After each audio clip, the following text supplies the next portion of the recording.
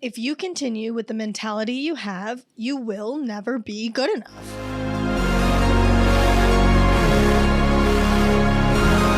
You're working so hard, you're always watching self-improvement stuff, you're always making an effort on improving yourself. You have this idea of this person that you want to one day become.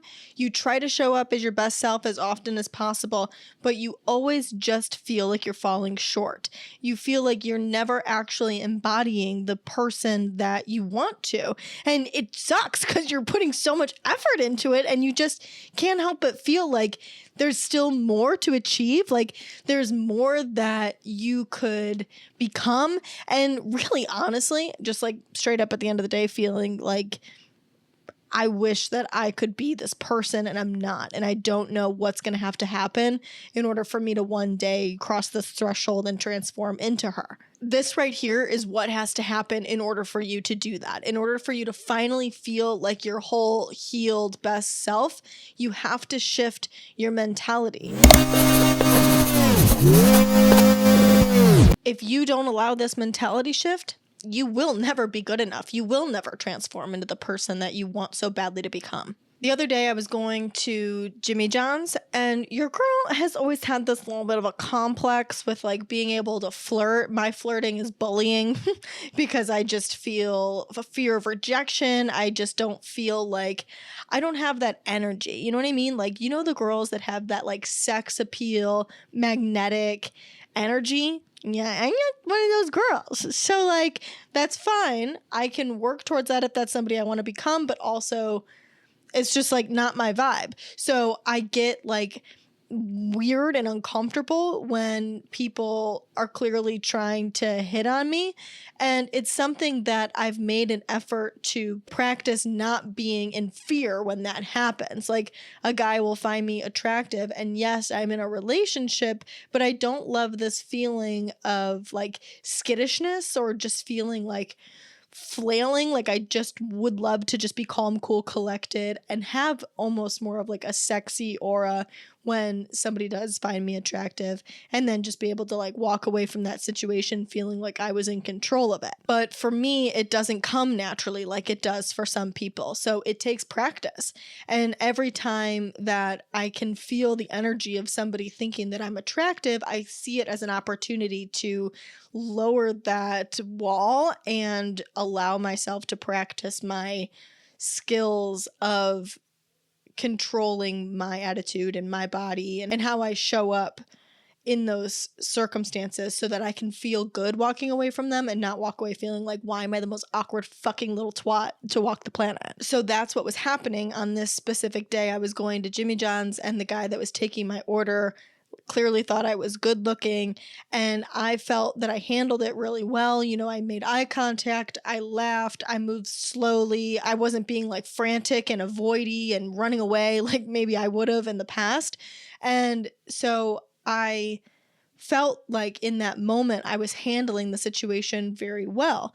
So then I leave the restaurant and I'm driving home and I start picking apart the way that I behaved, ways that maybe I could have shown up a little bit better, ways that I could have been this like glowing, I don't even know like what I thought it could become, because like as I'm talking it out loud, it's so silly. But if you have a brain that works like mine does, it's almost like you can't even put it into words. You're just like mad at yourself in your head in that moment and feeling like you're beating yourself up that you could have done more. And I had this aha moment. It totally dawned on me that no matter what I do, no matter how improved I become, no matter how I handle a situation, I always feel like I could have done something better. Whatever I did is never good enough. There's always a way that I could have been better, done better, felt better, fixed something. I find it in every single circumstance. That's what I look for. I never appreciate what I do. Even like I said, in that moment, I did feel like I was appreciating it, but I always have to turn around and find something that I did wrong. Or if I want to pretend like I'm being nice to myself, find something that I could do better for next time. So then I started thinking about people that reject the word self-improvement. And obviously self-improvement is a very big word that I use on this podcast a lot because I believe in self-improvement.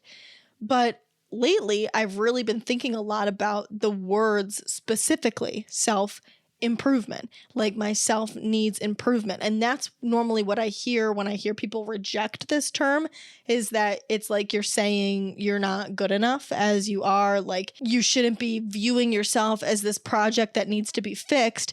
And I appreciate those mentalities because it is true, but I was always like, no, that's not what it's about. It's, this idea of improving yourself, because who doesn't want to continue to grow and get better? And I'm always trying to learn and grow and be a better version of myself every single day. So it's a good thing to always want to improve and be better. But Christ on a fucking cross, where do we draw the line? Like, when does that end? And when will I ever feel like I've crossed that threshold and deem myself good enough?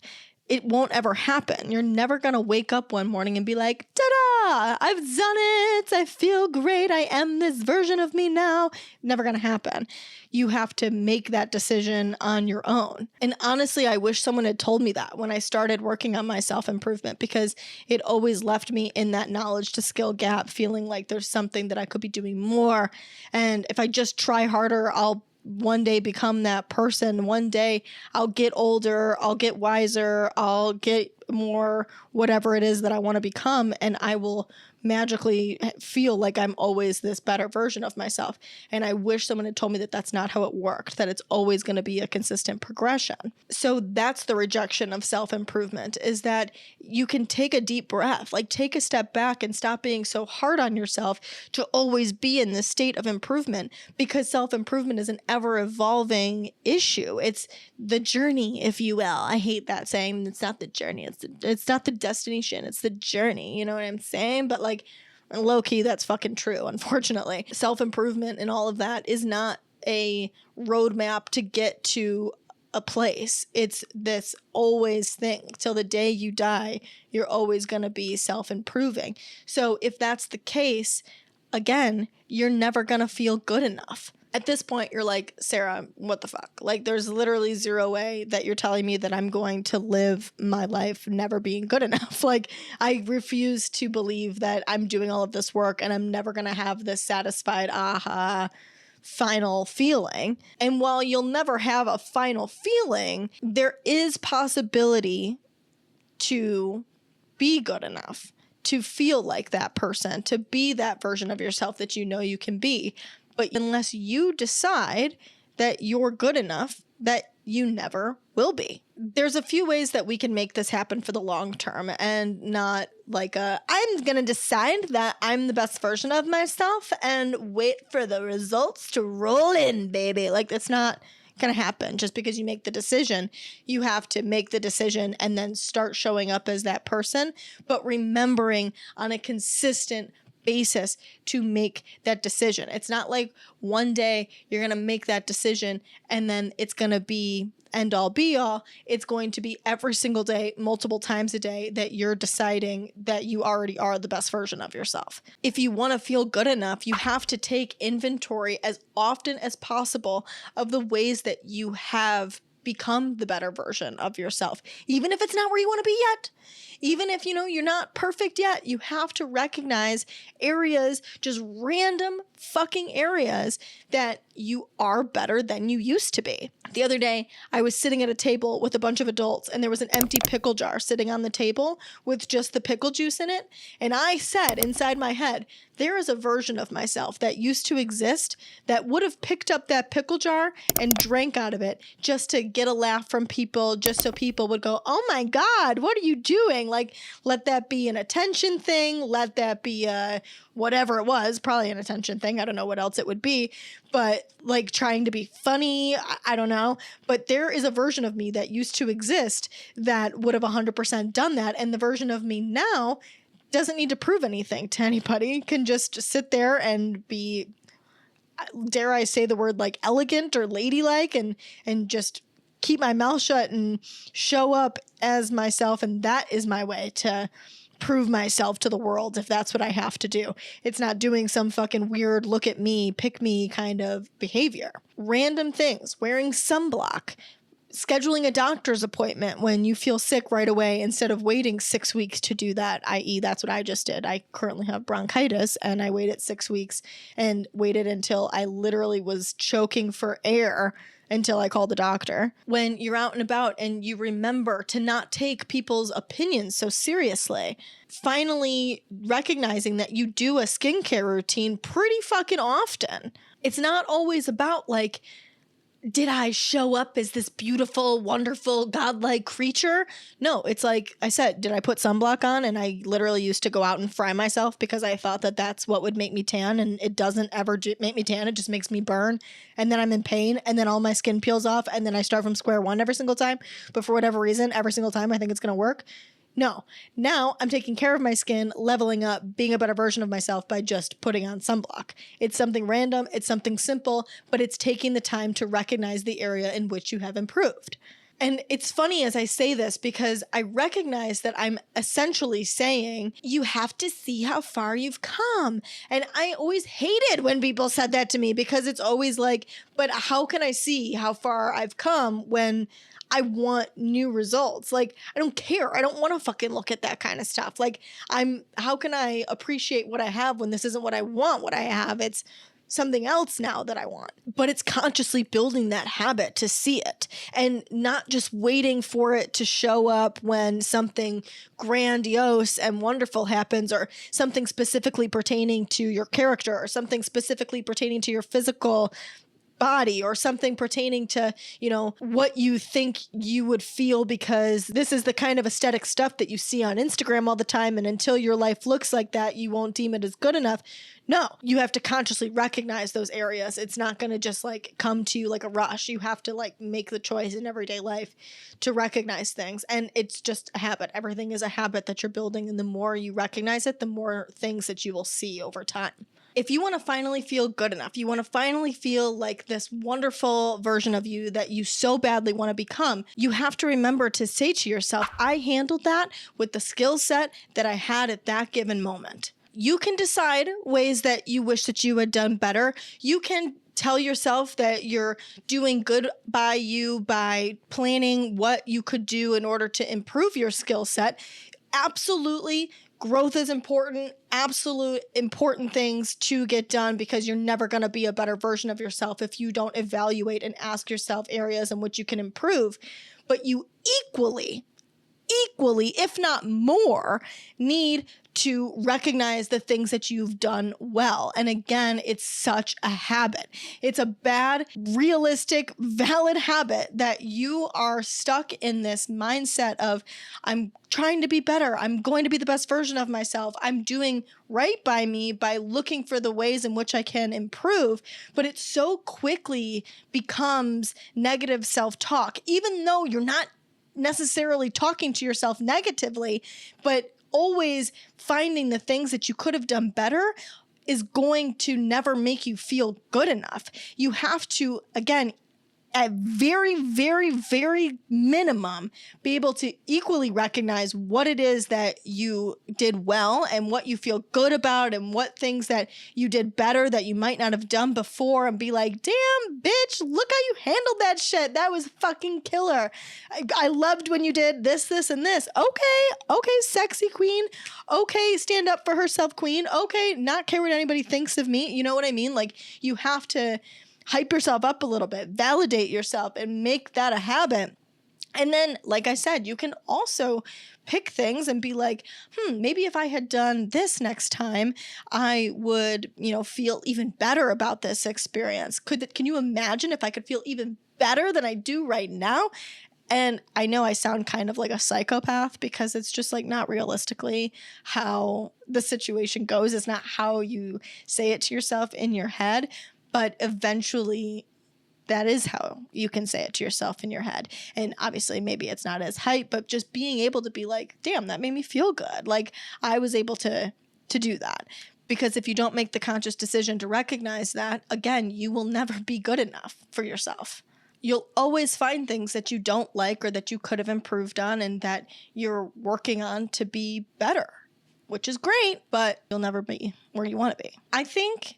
And this is kind of like a ego moment for me because I white-knuckled self-improvement for so long, but I think I'm going to go ahead and say that it's important to maybe let go of the word improvement and focus on the word growth. I think it's okay to focus on the word improvement if you're able to look at it from the lens of, I'm always on this journey to become a better version of myself. But I think it might be beneficial to just shift that word a little bit and focus on growth and learning. And that will allow you to not feel like you have to always improve and be better and climb this ladder and you're never good enough the way you are, but you're great the way you are and you handle things really well with the skill set that you have. But you always are open to growth and learning new things and applying new skill sets to become a version of you that you always feel good about. It's like a computer doesn't stay the same forever. It always gets updates. The software is always updated. It's good. We appreciate the way things are. It works really well. You're not fixing what's broken. You're just giving it a new zhuzh, a new update, a new flair. Essentially, you have to move away from this idea of perfection, which I think is really what is happening when we're thinking this way about not being good enough and trying so hard to fix ourselves and build the skill set in order to be this best version, is that we're expecting perfection. We're expecting this moment to happen that we do everything exactly how we would like to do it, and that our mind coincides with that like we do everything perfect and our brain also thinks we did everything perfect, But it's just not going to happen that way. You have to be okay with the give and the take. You have to be okay with being well-ish. It's not going to be perfect 100% of the time. Right now, maybe you're like 10% well, 90% a version of you that you don't really like. But then eventually you keep working on it and you'll be 85% well and only 15% what you don't really like. And you're working towards improving that and being better. You can't expect it to be 100% ever. Nothing is ever 100%. And once you can accept that, you'll finally be good enough for yourself. I think a lot of the time, this idea of never feeling good enough comes from a space of self-deprecation, that we're talking negatively to ourselves. We think we suck. We are constantly beating ourselves up. And that is one version of never being good enough. It's kind of like if you are really far on the deep end, if you want to think about it as like a progression, what is it called? A linear scale. Like your one end is like that you're really just constantly shitting on yourself all the time, hate everything about you and what you do and how you live your life. That's definitely a thing. But then you get on this path of self-growth because you don't like who you are. So you are trying to better yourself and become this person that you really like, and you really are starting to feel good because you're implementing new, better self habits into your life and showing up in a way that you actually feel good about. But then you reach this like middle ground, this limbo state of thinking that what you're doing is positive and good for you because you've seen growth and maybe you're not as self-deprecating as you were in the past, but you still never feel good about who you are. So you find yourself constantly feeling like, oh, what else do I have to do in order to reach this like place that I feel really good about? And so you convince yourself that everything that you're doing, the way that you're pulling yourself apart and trying to pick out the things that you do wrong, are for your benefit. But really, it's to your detriment because you will never be good enough unless you decide to allow yourself to be good enough. You can always improve, you can always grow, but you have to allow yourself to be good enough in order to actually feel good enough.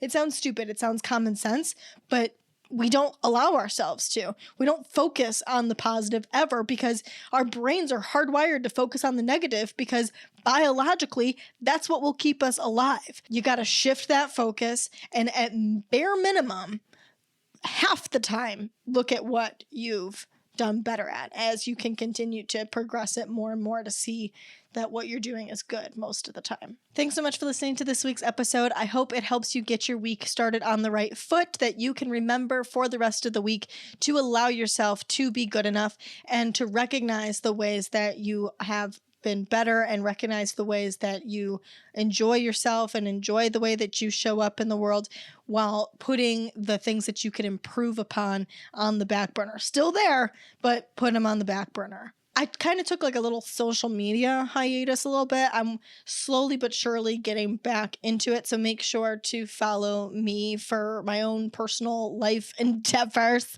on my Instagram at sarah.rittendale. And then you can follow the show for any updates on and self-improvement. Not self-improvement, personal growth kind of material, kind of content at Wellish Podcast and at Sarah Rittendale on TikTok. If you want my advice on anything that you're going through, make sure to fill out the questionnaire at wellishpodcast.wordpress.com. I have an episode every 6 weeks or so talking about things that you guys would like advice on. So make sure to fill out yours there so you can be featured on the show. If the people you love can be good enough for you, you can be good enough for yourself. It's possible. You can do it. It's just a matter of how you think about it. I will talk to you guys next week. Do not forget, you're elite as fuck. Bye, guys.